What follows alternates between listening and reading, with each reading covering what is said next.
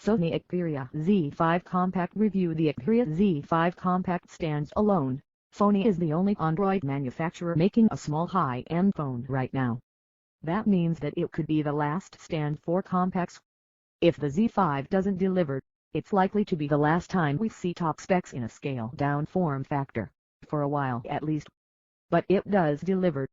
Like the Xperia Z3 Compact before it, the Xperia Z5 Compact puts an impressive array of features comfortably into the palm of your hand, and makes you wonder why no other brands are interested in this niche. Buy Sony Xperia Z5 Compact Black at Amazon for $699. Not everyone wants a giant phone, and could be blamed for wanting to use their whole screen without going double-handed. The Xperia Z5 Compact sits alongside two other new phones from Sony. There's the Sony Xperia Z5, which offers the 5.2-inch 1080p screen and 3 GB of RAM that you don't get here. Then there's the Xperia Z5 Premium, which will be here in November with a 5.5-inch screen and a 4K resolution screen. One problem for the Xperia Z5 Compact is its price.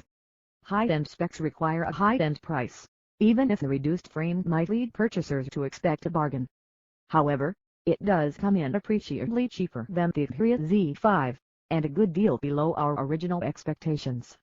The Xperia Z5 Compact costs £429 in the UK, about $664, $915. That's over £100 less than the slightly breathtaking price of £549 that Sony originally put on its site. The new price matches the launch price of the Xperia Z3 Compact last year, and you do get a lot for your money here. Design. The Xperia Z5 Compact follows closely the excellent design established by the Xperia Z5. It isn't drastically smaller than the Z5. The Compact is 127 x 65 x 8.9 mm, compared to 146 x 72 x 7.3 mm. But it's enough to make a difference. The Xperia Z5 Compact has lost a lot of the bezel space that felt so redundant on the Z5, and feels a lot more concise than its bigger sibling. You might have noticed that the Z5 Compact is actually bigger than the Z5 in one dimension. It's a little thicker. That's to fit in all those high-end specs and a bigger battery than the larger phone. I barely noticed the difference in thickness until I put them next to each other, and even then it wasn't all that shocking. The Sony Xperia Z5 Compact weighs thin at 138 g, 16 g lighter than the Z5. Build-wise, it's a similar size and weight to the iPhone 6s. The back panel is much nicer on this new version of the compact model. Instead of the clear glass back from previous handsets, it's now a frosted glass that feels good against the palm and looks stylish. Color options are white, black, yellow or coral. I was able to use all versions but the white for this review. The black version feels the most stylish, while the yellow and coral are particularly bright. They wouldn't be my choice of phone, but for those who liked the color pop aesthetic of the iPhone 5C, they're perfect. The corners have been rounded off even further on the Xperia Z5 Compact than on the Z3 Compact, making it a much more comfortable fit in the hand.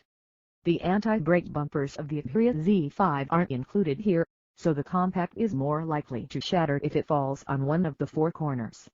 It's unclear why Sony made this decision. They would have been easy to implement, and would make a big difference to the durability of the phone.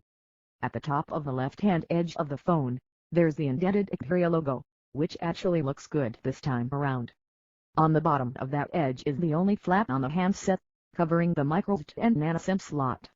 It's easier to open this up than it has been on previous Xperia phones, and as you'll only need to on the rare occasions that you're swapping a SIM or microSD. In the center of the bottom edge sits the micro USB port for charging and data transfer. It's a shame that Sony hasn't moved on to USB-C to minimize fumbling when plugging in, but at least the inconvenience of the flap has been removed. Xperia Z5 Compact and Sony isn't behind the pack on USB standards, even if it would have been nice for it to get ahead. In a few years, smartphones will have moved on and USB-C will become the norm, but for now most still use micro USB. The 3.5mm headphone jack sits at the top of the phone on the left-hand side, which is the best place for it as it means the phone can sit in your pocket while you use a wired headset. At the bottom of the right-hand edge is the camera button. in the perfect position for taking landscape shots. Just above that is the volume rocker, which has been moved since the Xperia Z3 Compact. This relocation is less successful, and some fumbling is required to reach down to it. It would have been to put the volume rocker just above the power button on the same side, but at least it's not as bad as it is on the Xperia Z5. On the larger phone it's really hard to reach and the handset flips out of the hand easily. The power button itself sits flush with the design. This is metal with the on/off symbol engraved on it. It looks good, but the exciting part is that this now features the fingerprint scanner, a new addition to the Xperia Z series. On the front of the phone, there are bezels above and below the display to house the front-facing speakers, microphone and front-facing camera. These are thinner on the Xperia Z5 Compact than on the Xperia Z5, and that means a better screen-to-body ratio.